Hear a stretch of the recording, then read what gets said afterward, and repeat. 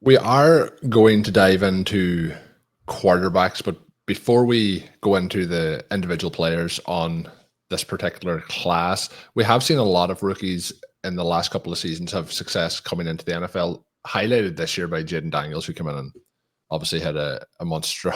I don't even know how to describe the level of success that we seen from him on that occasion. But looking at this year's class versus maybe some of the recent classes, even if we look to last year, like myself and Shawn were really on that Bo Nix bandwagon, kicking things off as a rookie, an older rookie coming in. But what's your thoughts on the class as a whole before we get into the players? Is there some real top end talent here, or are we like are we going back to some of the years in the past where quarterbacks do have to get drafted at the high point of drafts, but maybe we shouldn't be taking like 3 of them in the top 15?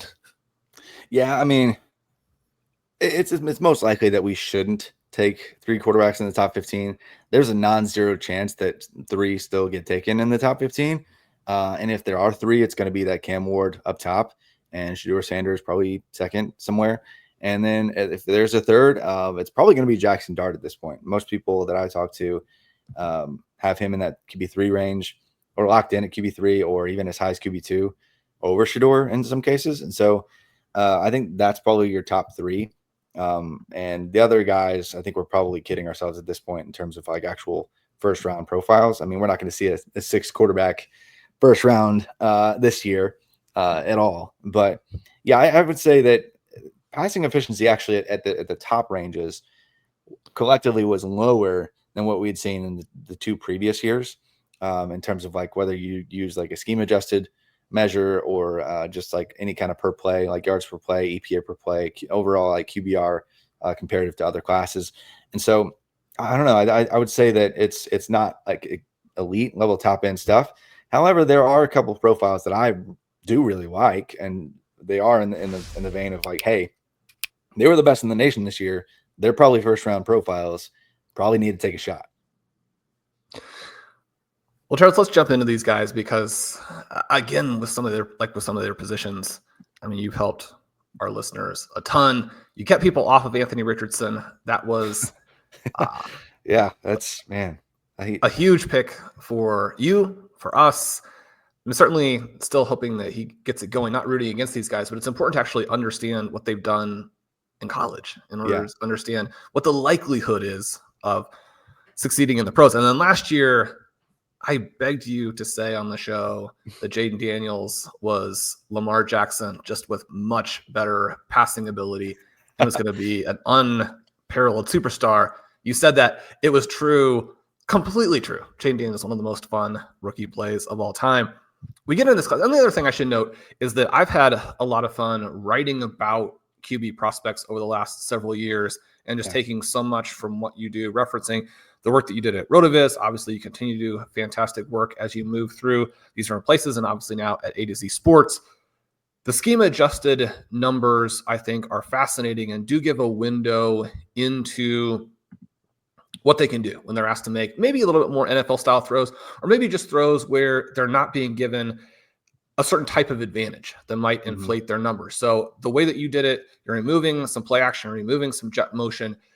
As I'm kind of filtering it with Sports Info Solutions numbers, which aren't going to be exactly the same as everybody else's, obviously, in terms of some of the charting numbers, but asking them to asking for passes that are 6 or more yards down the field. You can do that or not, some of these types of things. But when I go through all of that, and again, I really do think that your work on this has changed the way people look at QBs. Cam Ward, a lot of attempts in this type of category in both of the last 2 years at 2 different schools. From a fantasy football perspective, maybe the upside isn't there to take a lot of risk, but this seems like a guy who is a very legit top QB prospect. Mm-hmm.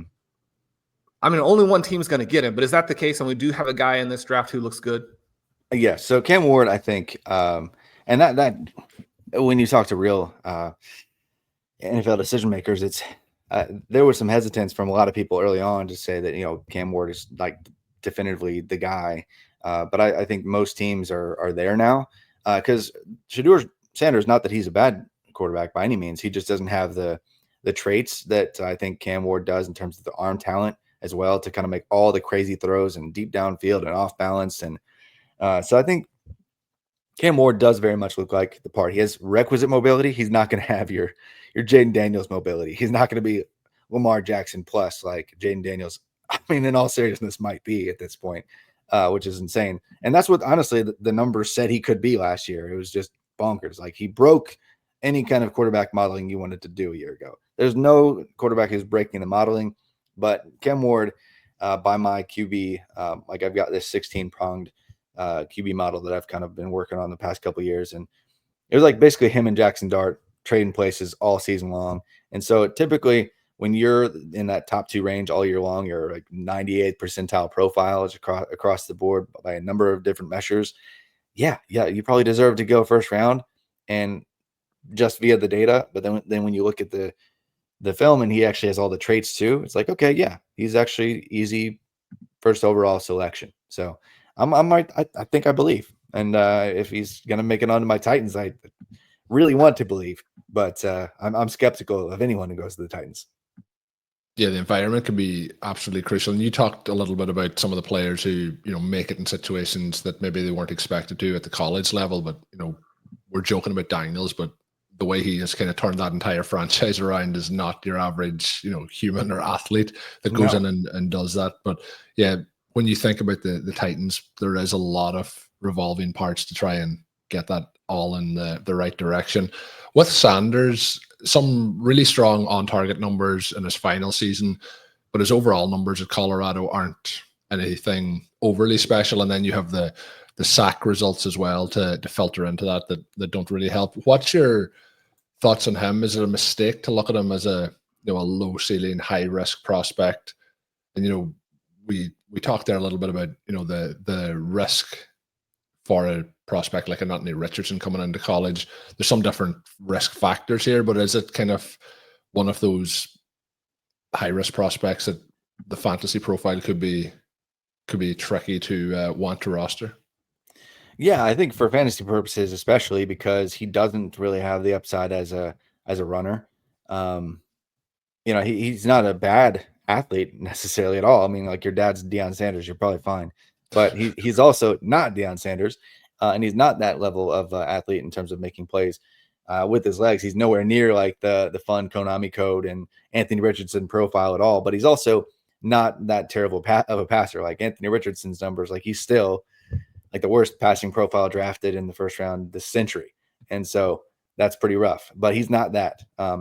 He has a weird track because the 2 FCS years you basically just can't even take into account because the players he was playing were just so bad. And he was playing with Travis Hunter at the time, who was like the #1 overall recruit in his class. They were just way better than anyone else they were playing. So like nothing mattered. And even that at that point, like, he wasn't even like the best FCS quarterback the 2 years that he played. And so kind of a weird projection. And then his third year, he had really terrible offensive line play. But on top of that, even when you adjust and control for the pressure rates, or like where you assign blame for sacks through PFF, through SAS, through even like Sport Radar, whatever data partner of your choosing, he was also a problem, like big problem that added sacks to his plays where it didn't even need to happen. He cleaned that up a little bit in his final season, but yet the lack of mobility and true pocket awareness and to avoid those negative plays, that still came back to bite him at times, and was really the only thing that held back an otherwise decent profile, because he put things together. He put a little bit, maybe too much hero ball outside of scheme, but still he put together his best season. And by my numbers, he was probably about the 7th or 8th best power conference quarterback in the country last year, which sounds like I'm a hater, but that's just kind of, this is just like objective numbers.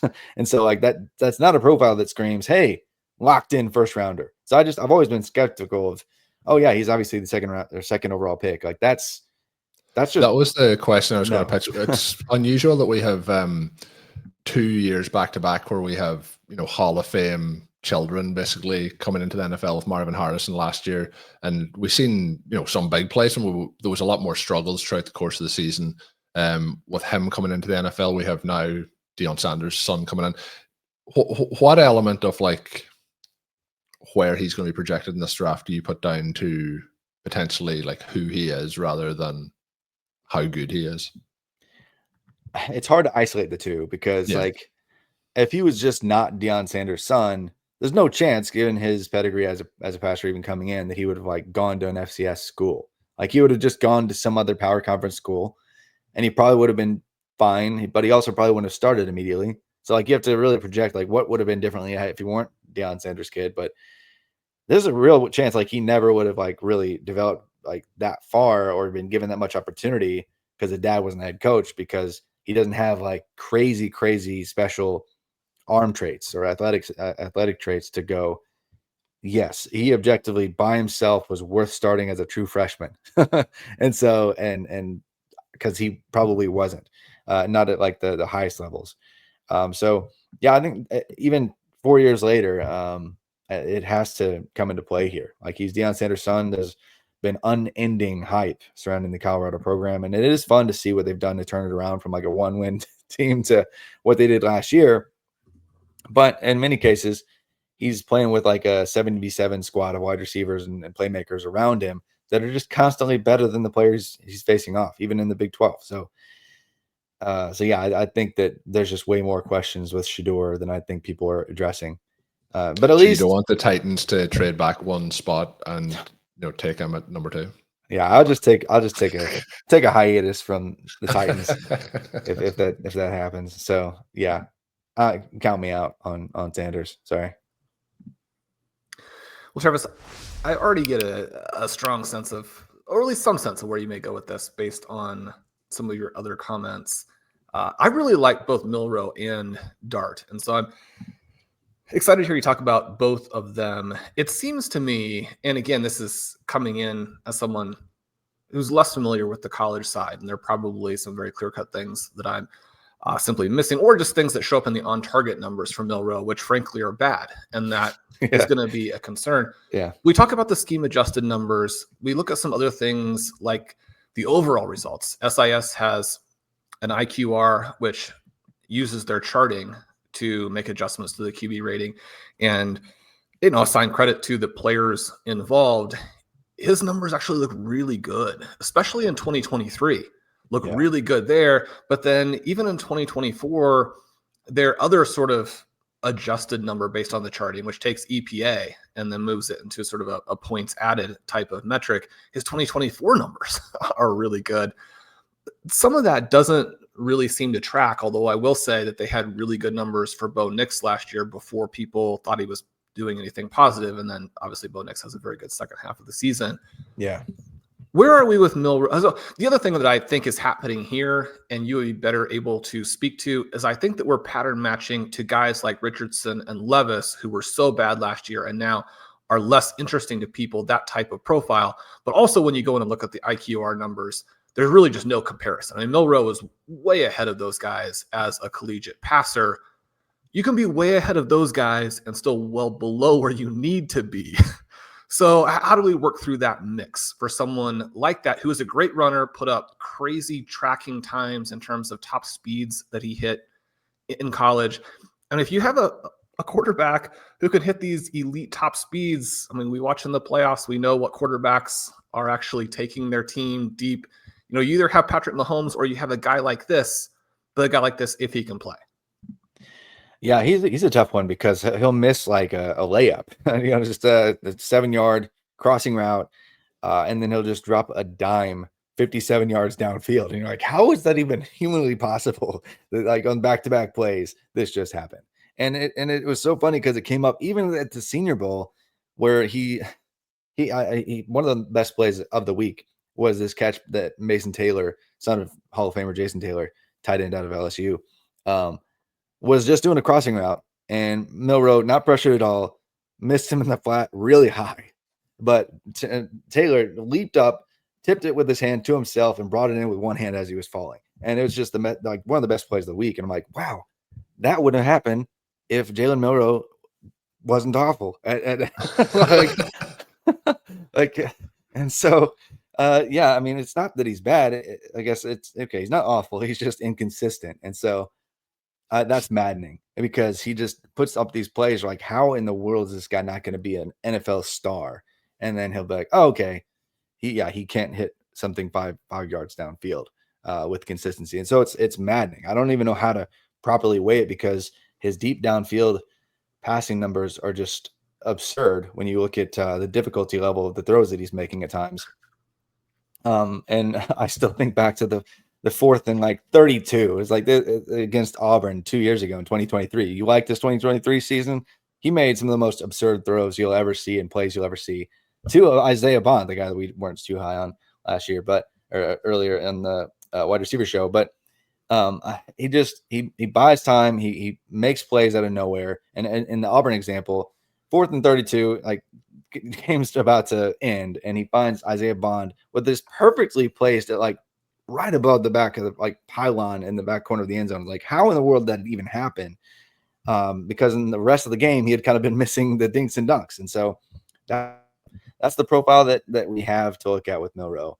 And it's confusing because the rushing upside is, again, among the best that we've seen. But it is an imperfect profile for sure. But I don't get it when people are dropping him way below any of the guys like in the Tyler Shuck range or Dillon Gabriel range, or guys that don't have the traits, have major holes in their profile.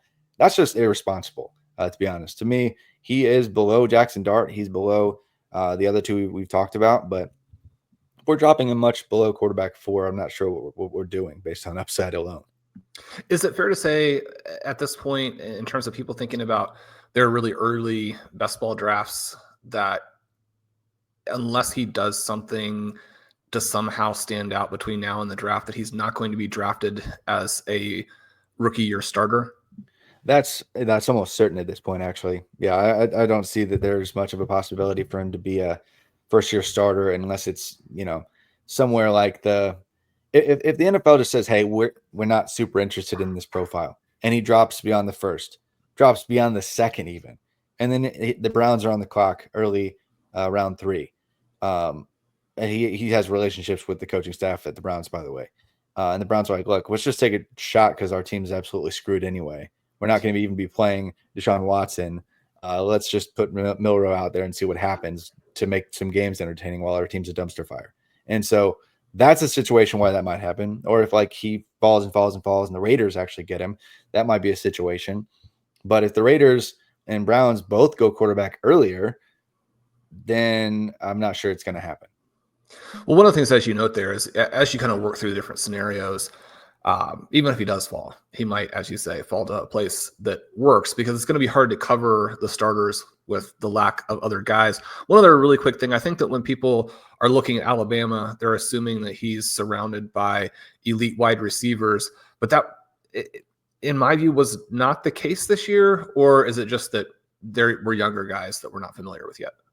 Ryan Williams was a freaking alien, and he was awesome. But he was also a 17-year-old true freshman who reclassified and should still be in high school. So, yeah, I mean, I'm not sure if you guys were super plugged into that narrative, but it was hilarious because it would have been a ridiculous drinking game. It would be horribly irresponsible to, hey, they mentioned he was 17 again, like while you're watching an Alabama game, because he was 17 years old, Ryan Williams, that is, for the entirety of his true freshman season.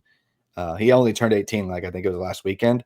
So like a really young player. So if that's your wide receiver 1, yeah, it's not typical for a wide receiver class group in Alabama. Jeremy Bernard was fine, as a wide receiver 2 for them, but nobody was like, oh my gosh, this is the Alabama wide receiver that we're used to seeing, other than Ryan Williams, who again was 17.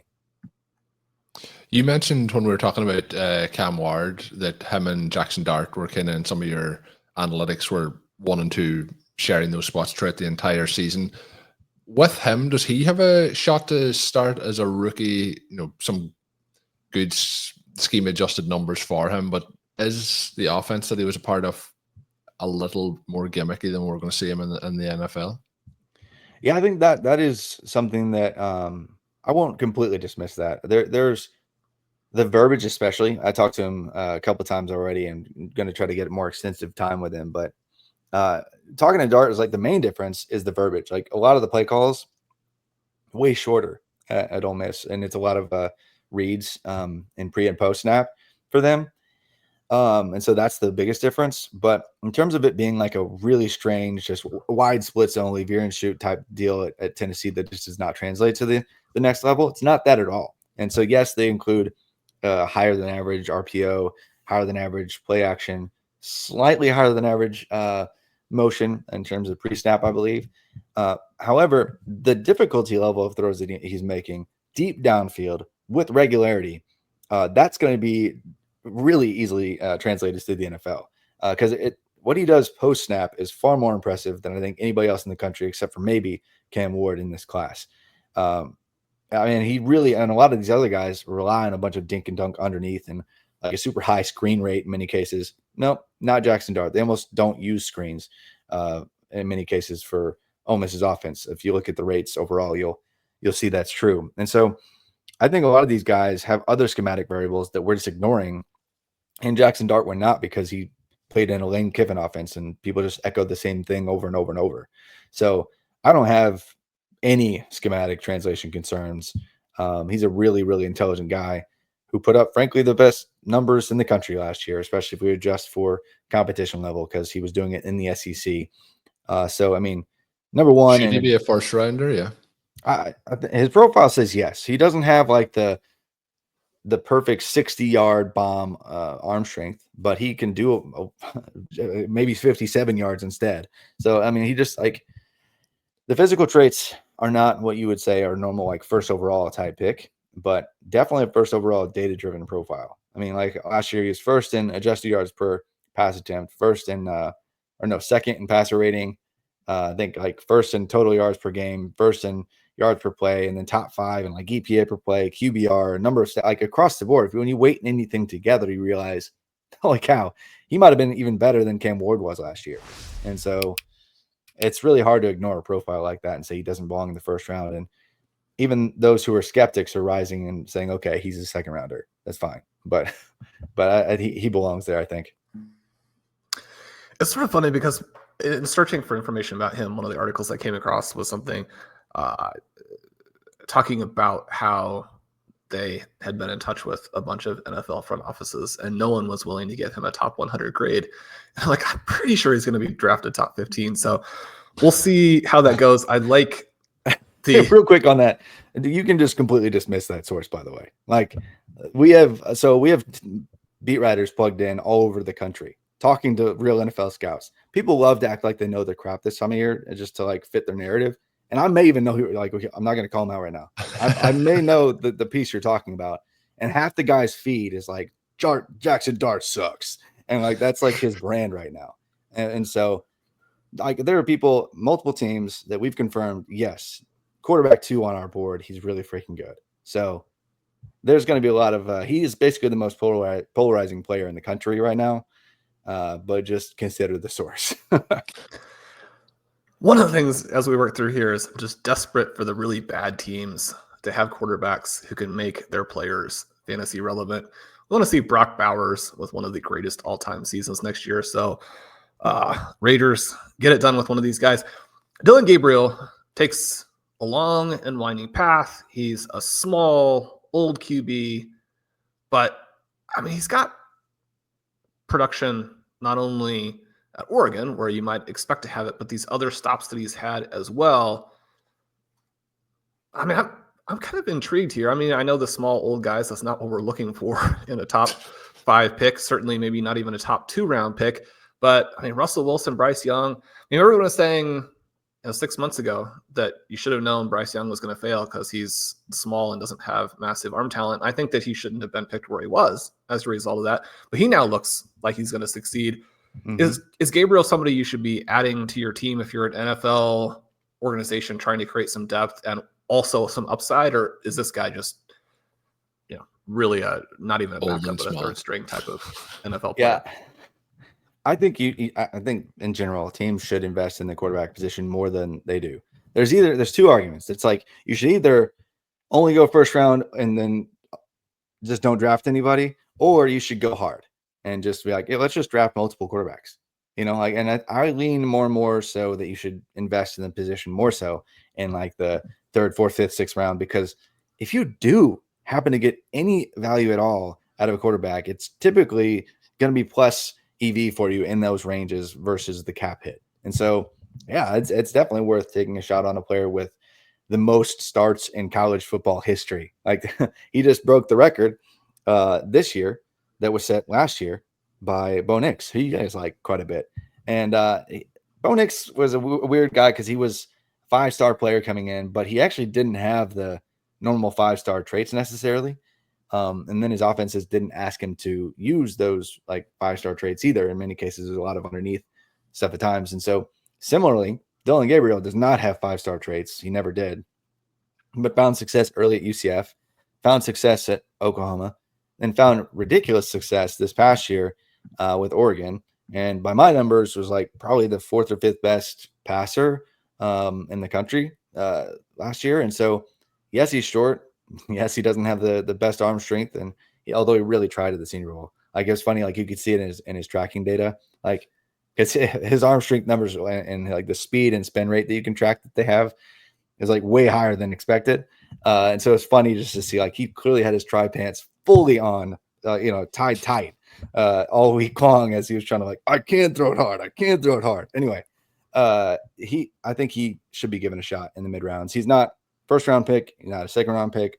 Anywhere in that 3 to 4 to 5 range, I think you need to take a shot just because if he's good enough and he's got 60 freaking starts of experience, that definitely means something. Is there anyone else beyond the names we've talked about that people should have have a little bit of a look at, or are we kind of topping out at those names? So I will say, stay the heck away from Tyler Shuck. He turns like 26 this year, and then I'll pivot to somebody you should actually watch for. But just as of today, this recording, like Dane Brugler put him inside his top 60. Like Brugler, what are we doing, man? Like Shuck turns 26 this year. He's been nothing but injuries. He does not have super great mobility. He's got decent arm strength, not crazy. There's literally nothing on his profile that says, oh, this is definitely an NFL starter. About the first half last year, he was looking like, he could finish inside the top 10 among power conference passers. He finished like 16th or 17th among power conference passers. That's not a day 2 profile. I'm sorry.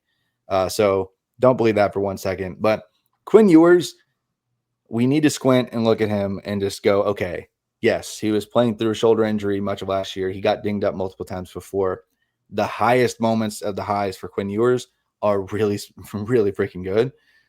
Yes, he's made some mistakes here and there in pivotal games, and people hated him for it.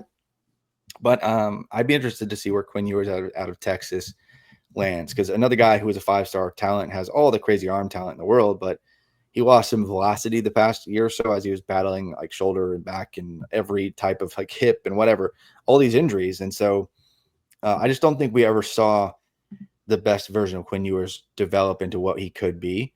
So he could be that guy that surprises. I'm like, why didn't we see this guy coming? He had everything before. We just didn't see the best of him at Texas. And everyone wanted to see Arch Manning, take over his spot because he's freaking Arch Manning. And so everyone loved to hate on Quinn Ewers because every time he make a mistake, it's like, oh, Arch. And like, guys, let's just calm down. Like Quinn Ewers is really good. So I would say look at Quinn Ewers as a guy to take a stab at way late in rookie drafts, or he might not even get drafted depending on his real capital situation. But I think he's one to keep an eye on. And then Will Howard out of Ohio State, won the national championship. That's probably pretty good. But even before that, it was actually decent at Kansas State, fighting through a situation where he had like no weapons to speak of. And he actually has underrated athleticism too. People are coming around on him being a decent option in this class too. I think he probably goes 5th or 6th off the board among quarterbacks because he is more traitsy in terms of what fits the NFL's bill. So I'd be keeping an eye on Quinn Ewers and Will Howard as dart throws. And you were mentioning the traits there. Is there anybody else who's kind of popping up when you look at things like the ball tracking, where people are saying, "Oh, this guy does have an NFL arm"? You know what? Last year that player was Joe Milton, because he could launch it over their mountains, but man, he couldn't hit. I mean, if I was standing 5 yards in front of him, he would miss. But it was so funny because like last year at the combine, you would see he was like right next to JJ McCarthy alphabetically. So it would go like JJ McCarthy, he like launched this pretty good deep ball. I was like, oh, that's cool. Like 52 yards. It was not crazy fast, but it was accurate. And then he'd pop up there and launch like a 75-yarder into the back corner of the end zone. Like, oh, this guy's awesome. but then you turn on the on the tape and you're like, oh no. And so there's nobody like that at all in this class. I wouldn't say that there's like that kind of trades play that is an obvious kind of dart throw in this class, but I automatically think of that. I will never forget being there live and seeing the drastic difference in arm talent a year ago. So sorry, that was a long no, but I just that's what I always think. What about a fantasy specific one with Riley Leonard as a runner? Is there anything there, or is even the rushing upside not really something we should be, that excited about? Glad you asked about that. So I would say that yes, it's intriguing because the rushing upside is there, but I don't think it's there to like Lamar Jackson or even like an Anthony Richardson or anything like that kind of level. And so I think he's probably going to get round 4-ish capital, but I think he probably disappears because he's not good enough as a passer and he's not mobile enough to be like, hey, we have to have him on the field, Taysom Hill situation. So I'm not super high on Leonard.